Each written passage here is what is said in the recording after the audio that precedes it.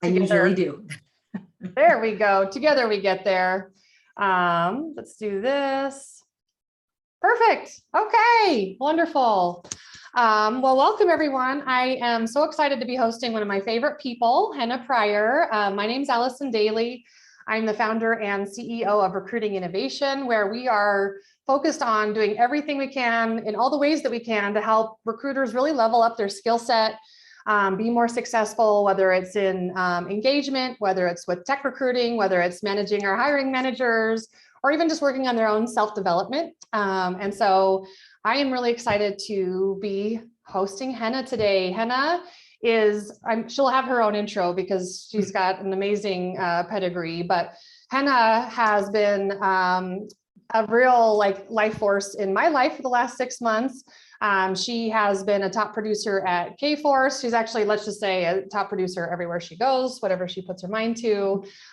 She's got that joie de vivre that really propels her. But one of her many sweet spots is helping recruiters to reframe the element of writing and how to really just grab a hold of the reins of writing and recognizing that the value really lies in us slowing down in order to speed up. And so that if we can be more intentional and more effective with how we write and engage with our candidates and hiring managers, that overall everything will improve. So, you know, going away from crappy, spammy type of emails to really effective sales techniques. Henna, was that a good intro? Did I miss anything? Yes. I was like, no, let's just keep showering you comments. I'll just sit here and take them. No, thank you so much. You're very kind. And yes, I think all of what you said, you know, I have a lot of joy around this topic in particular, just because I see the impact that it makes. And it was shocking to me after 14 years in the industry to realize how little emphasis this topic of sales writing has gotten, how little attention, how little training. And, you know, I tell people jokingly all the time, this wasn't part of my plan. You know, when I moved on from recruitment, I had other ideas. And once this gap became glaringly evident to me, I couldn't unsee it. And it felt like really an obligation to make sure that everyone had the same tools to make their writing land and to make their digital communication better. So call it stubborn or call it just a desire to do something with a gap that was there in the marketplace, but it feels really good and it's a lot of fun. Awesome. I mean, I felt the same way with the tech recruiting thing. It's like you get totally so far into your career and it's sort of like looking around is like, is no one doing this? Yeah, taking care of this issue. And so we are grateful for it. I know that I attended your session at Staffing World and your story is amazing. And honestly, we could just really use some direct communication to us as recruiters about like, I know we all feel very busy and that we're pulled in a lot of directions, but it's almost like cut out the stuff that doesn't matter and then just like really put your muscle behind the few key things that do. So, you know, with that said, I'm kind of curious, like what would you say is one of the top incorrect or misguided things that you see repeated over and over within our industry related to writing and first of all, I have to say when we decided to do this session together, I had to really challenge myself. What are the top ones? Because it's so tempting to give the so many that people tend to fall into. So I will give you some of my favorites, just, you know, things that we can start looking out for. If everyone leaves this session today being able to fix these three things, I will be absolutely thrilled. So the top one, the number one, is that our digital communication, our emails, our LinkedIn messages are way too self-centered. Oh yeah. And that is the mistake that 90+% of people in internal recruitment and staffing, any sort of recruiting, make. They are so excited and eager to tell them all about their company, what they've got going on, their position, how they feel about it, that it leaves the person who wasn't necessarily looking for that email, you know, just wandering. Their brain immediately goes away. And it's not that we don't want to provide those details, we do, but the email or the digital communication in this very low attention span world that we live in, it cannot start that way. The spotlight, the attention needs to be on the reader or on the recipient. It needs to start with, you know, here's what I know about you, or here's what I imagine you must be going through. You must get these types of messages all the time. I imagine with a role like that at this company, you must only be looking to leave for one thing, or that you might only be interested in a conversation if it has XYZ. But the common thread there is it starts with the focus on the reader, not on the person's nitty-gritty facts and figures that they're dying to tell. Oh yeah, I call it push energy versus pull energy. And without meaning to, we're just pushing. We are just putting ourselves into the center of the story when really we want to make them the hero of this journey that we're trying to get them to take with us. That's exactly right. And it comes from an honest place. I think it's important that I let people off the hook. You know, we in our training as recruiters are taught to be the expert, right? And so we tend to want to lead from this place of credibility and professionalism. And, you know, my team is the best. My company is the best. I know what I'm talking about. That conditioning comes from our training in the industry, but also from being students at school. You know, we were applauded and accoladed. I talk about this a lot in my work, you know, for having the right answer, for knowing it all. Those people are the ones who got the good grades. We were the people who were, you know, appreciated in the academic setting. So it is a fundamental mental shift to make, to know that the people who win in this industry aren't the ones who focus on their own credibility and their own accolades and their own professionalism, at least not out of the gate. Because the first thing people want, that hero's journey, is to feel seen, heard, and understood. They want to be the hero of your email, not you. Exactly. Yes. And what do you, I was going to ask more follow-up questions. Do we want to make the list of the three, or do we want to kind of like break down each one as we go along? Let's break down each one, because it'll be easier that way. Okay. So then what would you say is, you alluded to this, but then what would you say do this instead of in this case? Yeah.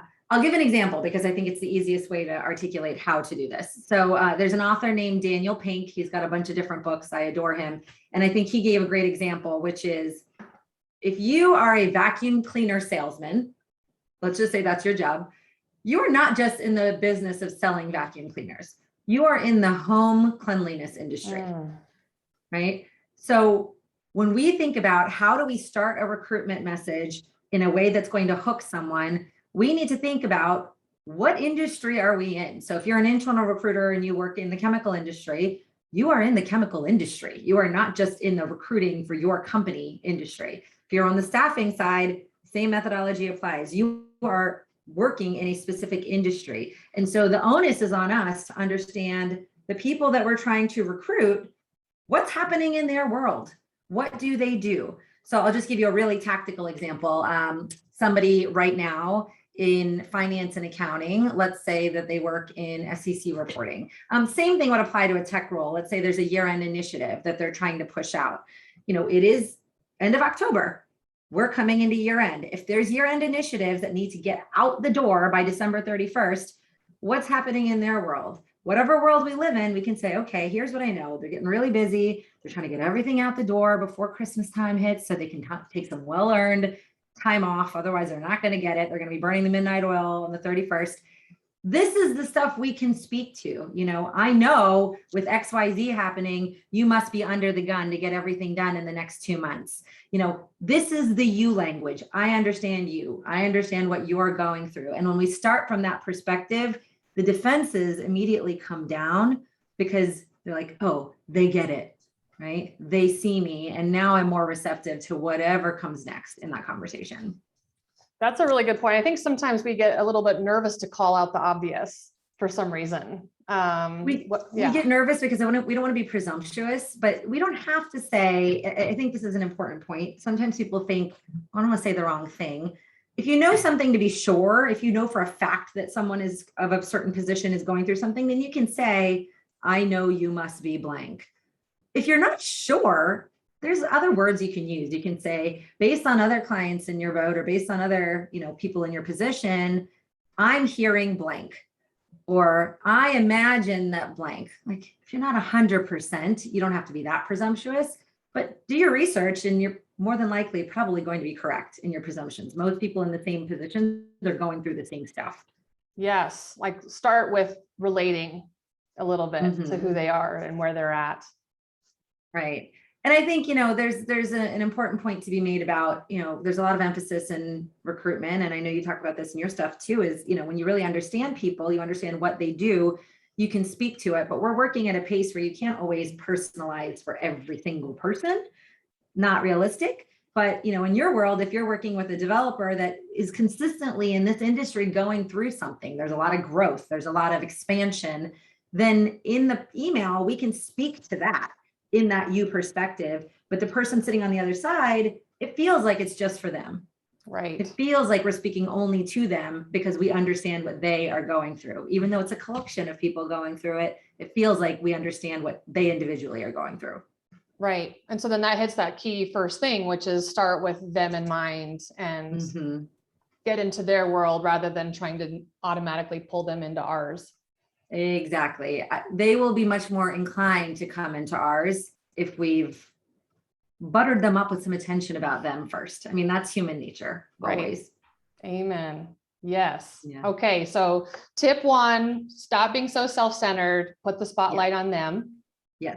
Okay. Tip 2, what are you seeing as a common mistake we're making? Yeah. Tip 2, common mistake, the big mistake, the one that kind of drives me nuts is that subject lines are a total afterthought or they're a total throwaway. Subject lines are king. Subject lines are how someone decides whether or not this is worth my time. When I'm looking at my email, I'm looking at my LinkedIn messages, I'm looking at anything, subject lines are literally how someone decides whether or not this is worth their time. If the subject line for a candidate who is not looking for an opportunity is totally passive, is great new opportunity with XYZ company, you just gave me an instant, easy delete. There's no reason for me to open that message. I'm not looking and I already know what's in here. Right? You already told me, you already gave it away. You already said that this is what it is. It's a new opportunity. I don't need one of those. Again, wasted opportunity. Sometimes we're even more generic than that. We don't even get into the company. We just say new opportunity, right? Or something even more simple, delete. The key with subject lines that actually get consistently opened, if you want your open rates to fly through the roof, it is to engage someone with curiosity. So new opportunity with XYZ company, I'm not curious. I already know what's in there. I don't know the details, but I know what's in there and I can immediately make a snap decision of that's for me or that's not for me. But if the email subject line says something like, we won't see this again until 2022.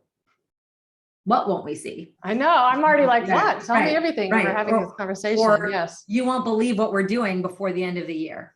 Right. Now I want to know what that thing is. Now, I think it's important here that a lot of recruiters, this is the thing that makes the biggest difference in their outcomes when it comes to emails and messages. They get huge difference in open rates and response rates if they make this subject line change. But it's the one people resist the most. They really don't like to make this change. And the reason is they are afraid of sounding clickbaity, right? Like, I don't want to be clickbait. So I feel like that's an important distinction. It's clickbait if you put something curiosity inducing in the message and then what's inside is not that, right? It's something totally different, or you don't even address what it was that was in the subject line, then that's clickbait. And we all feel duped by clickbait. Nobody likes it. Nobody cares for it. It's not clickbait if you essentially evoke curiosity through kind of partially completing the thought and then finishing the thought embedded in the email. So, we won't be doing this again until 2022. And then as they read the first few sentences, they get the you hook. And then you say, this team is rarely hiring and it's unlikely that we'll hire again until 2022. So we'd love to talk to you about XYZ. Oh, that's this. That's what this was referring to. If you complete the thought, if you close the loop, it's not clickbait. It's well done sales messaging. It's effective subject line writing. Interesting. Okay. So something about the opportunity and sort of like, is there like an urgency kind of thing tapped into there that I'm picking up on in terms of like, you only have so long to an opportunity window? It can be. There's a couple different strategies. So in my full training, I talk about all the variety of ways you can do it, but You can capitalize on urgency. You can capitalize on scarcity. If you don't have either of those things organically, which you don't always. So I'm a huge proponent of don't fake it if it's not real. You'll lose people's trust forever if you do that.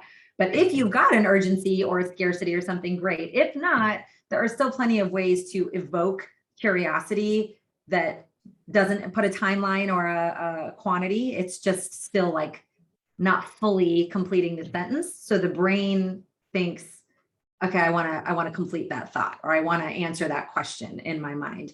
It doesn't have to have the urgency or scarcity, but that is one of many psychological tools that you can use to ensure that at a minimum, your message is opened and ideally read, because your content or your message, what's within it, can be amazing.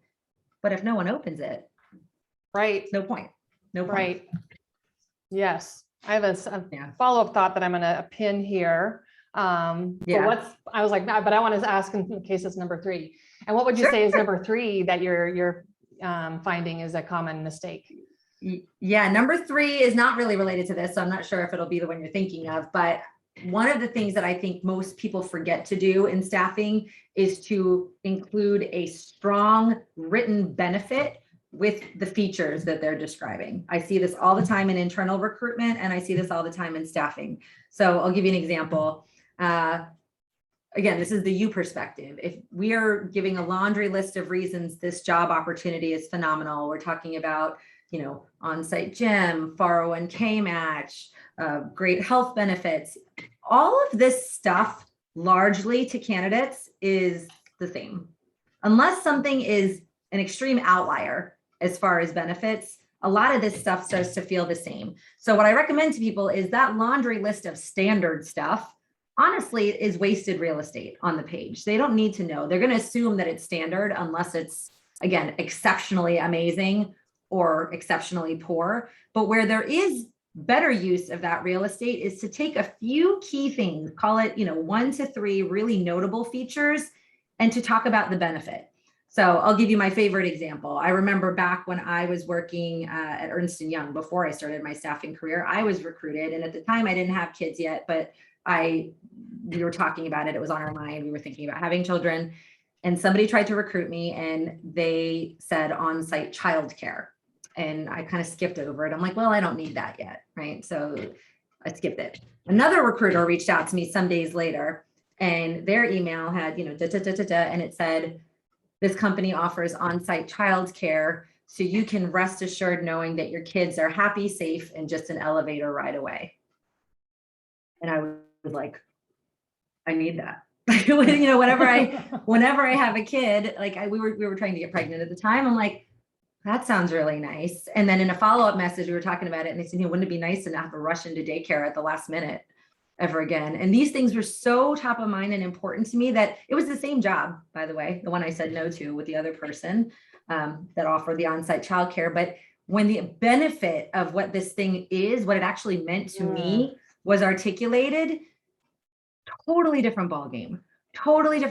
And so what we do is we tend to give this laundry list of features about what do we have, what is the thing, without enough consideration about what it actually means to the person on the other side. And we think, okay, these candidates, won't they just complete that thought on their own? No, our attention span is slow and we're moving really fast. So it's on us to, at least for a few of those key features, finish the thought, give a reason, a benefit of what's in it for me. Why does it matter for me on each of those features to help drive home the meaning? Because ultimately we buy on emotion. On-site childcare meant something totally different. We did agree to be recruited on emotion first. We justify on logic second. Interesting. So sort of like connecting the dots for them. Yeah. I mean, especially the speed of light is what we're all at right now.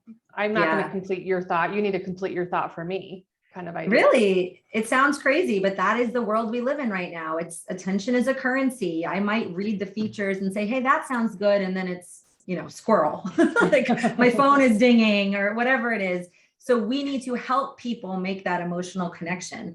The on-site childcare, example is one, but there's a benefit for every single feature. So let's say your company offers great health benefits at no cost, right? The benefit besides the fact that no cost feels obvious, is something like, so you can feel confident knowing that you get the entirety of your paycheck and you can use that money for more fun things like concerts or vacations, right? Like, finish the thought, make it real for us so that our emotion gets triggered and we're like, oh, that actually sounds like something I want. We don't buy it or we don't get recruited on logic. We just don't. It always has to be emotions. Then we go to logic, and the benefits help trigger that emotion. I mean, it's got my wheels spinning thinking too, like about, you know, even saying like a highly collaborative team who will invest in your own development and ensure that you are progressing along with us. Like that's having those extra 8 words pulls it back on what do you even like, because sometimes even those phrases are so abstract, like a collaborative team, it's like so diluted. But what does that collaborative team mean at your company? Or what would that mean for me in this case? I could see that getting people more engaged that way too. I love that you said that. That wasn't one of the 3 I was going to talk about today, but we have an entire lesson about that in the training. You know, these words have become a little bit diluted, you know, collaborative team, you know, inspiring environment. What is that mean? Right. And so there's so much opportunity in our messaging to simplify what we say and make it mean what it actually means. So if you're saying we have a collaborative team with a lot of growth opportunity, what do you mean by that? Maybe what you mean is you have a chance to work for a manager who cares about your career advancement more than you do.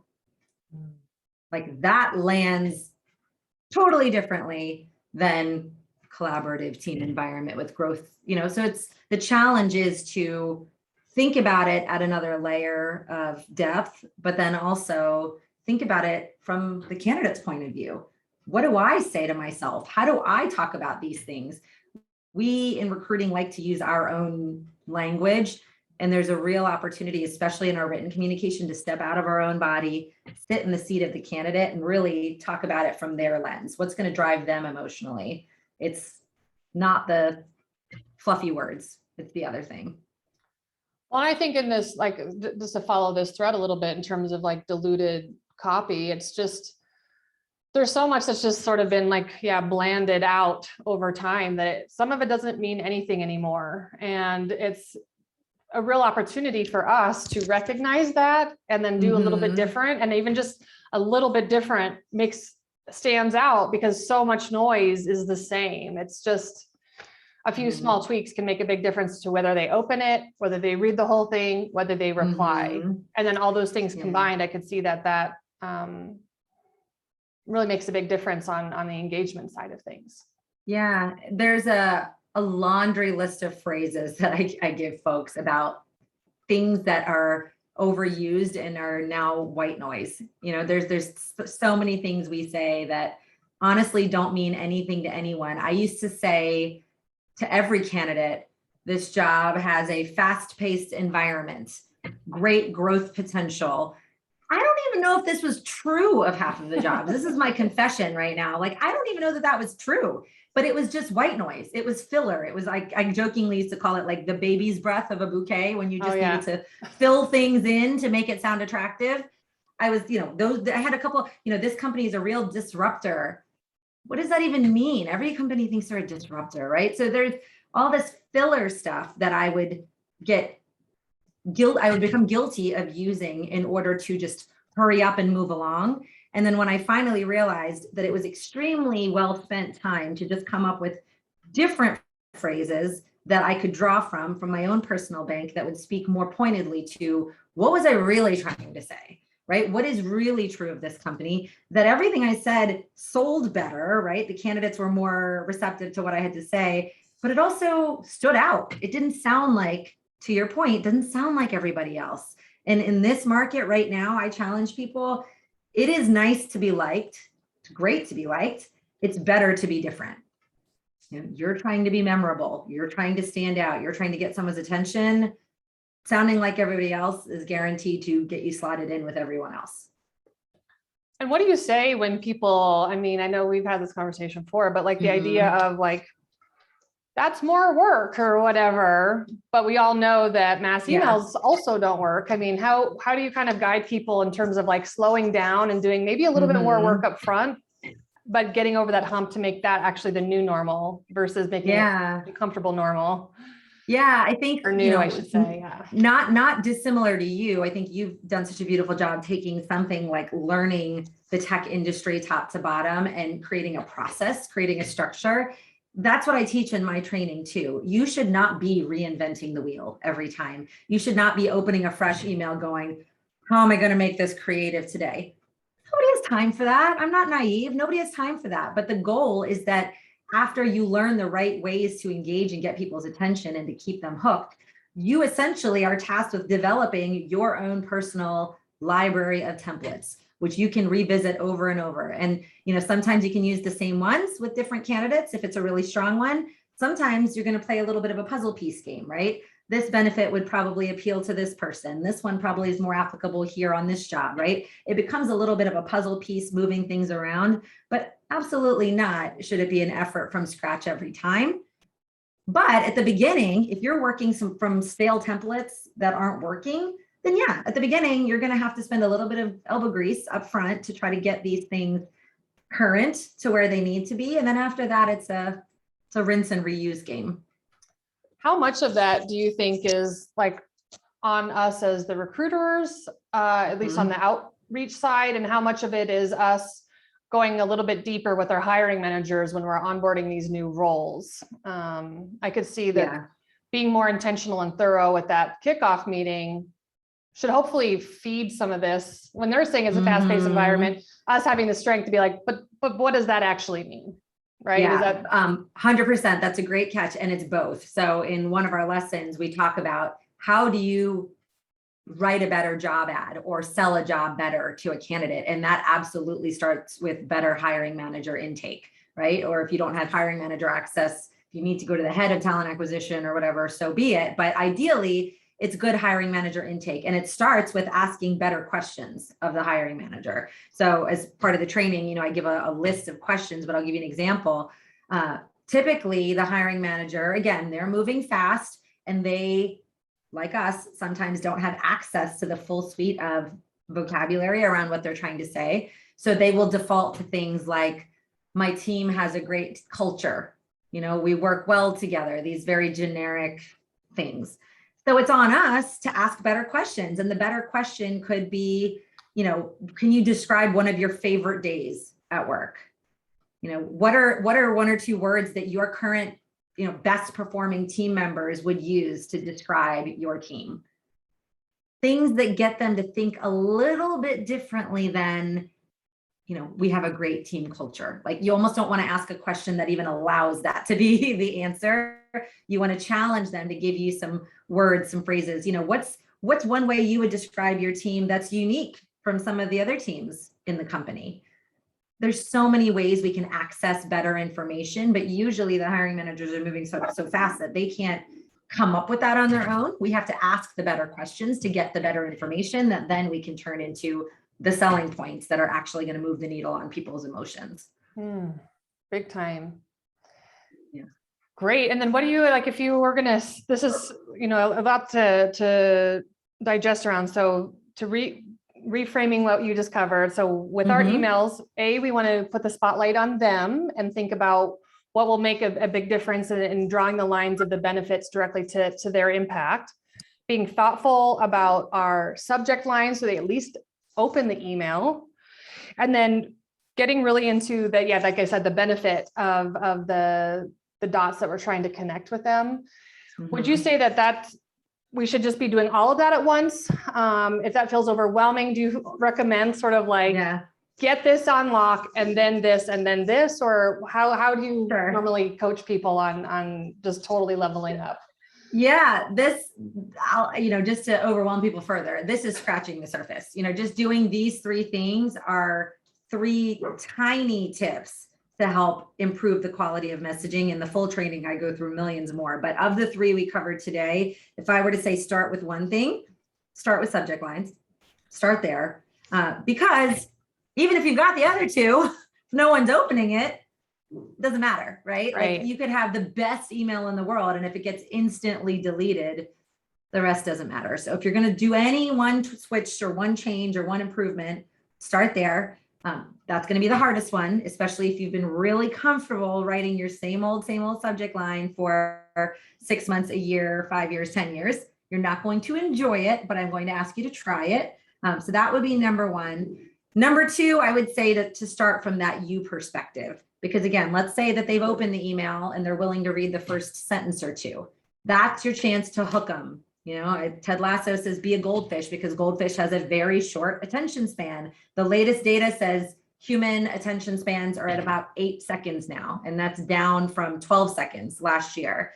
A goldfish attention span is 9 seconds. We are worse than goldfish right now. So you have 8 seconds to get someone's attention and keep it. And the only way to do that is by having them immediately within the first 8 seconds feel seen, heard, and understood. So assuming that they've opened the message, you've done your job with the subject line, I would say go to that next. And then once you've gotten that dialed in, help sell the position by putting some benefits with those features. That would be my advice. If we're going to go in order, go in that order to start. Love it. It seems like it's not really rocket surgery, but what we're doing is changing muscle memory. Yeah. The thing that always strikes me when people sit through, you know, either my webinars or my trainings, they always say, gosh, this makes so much sense, but no one ever described it that way. And I never even thought about why that would work. And then they start to do it. And it's just like, you know, sort of mini head explosions and fireworks, because they see the impact that it makes. And so I always tell people that recruitment and staffing, I love this industry so much. I know you do too. We both feel the same about it.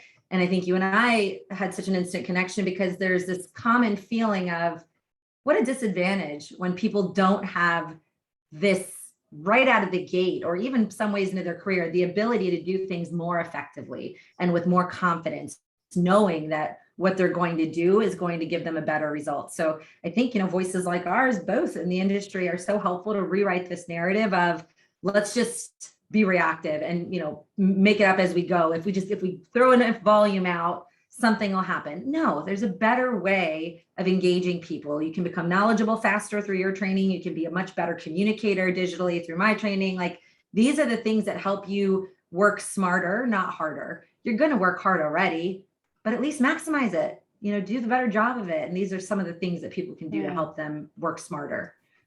And I'm liking how the theme also is kind of coming up, which is so true with COVID land, is like authenticity, and people are really recalibrating on who they are, who they want to be, where they want to work. You know, they want things that are more aligned with them. And I think that not only do candidates want to feel seen, but like recruiters also want to feel seen. And it doesn't feel good to copy and paste or spam out emails. We know it's not the way it doesn't work.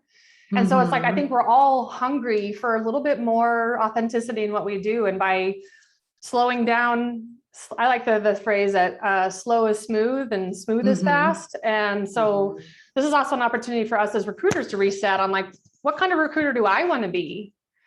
How do I want to connect with my candidates? You know, do I want to lead with authenticity? It's an opportunity that we can be real with them, like added some jokes, right? Like a little bit more real. And candidates will see it, because it's a real divide happening between the old ways. I call it blue suit staffing, you know, dialing for dollars.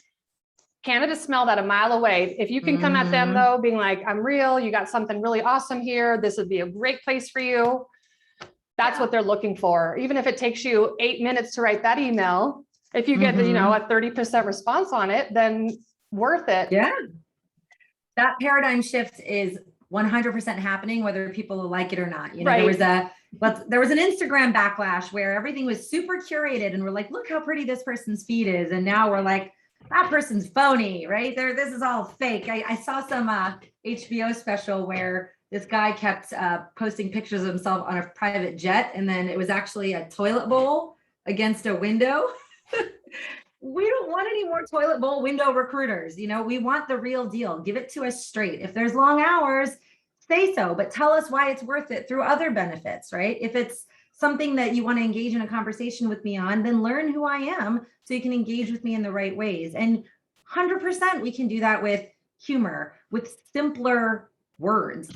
with dialogue that shows that we are not a spammer on the other side, that we're an actual person who would like to know you and have a conversation. But that is a new narrative that we're trying to rewrite, because for a while there, we were all in, this is what a recruiter should sound like land.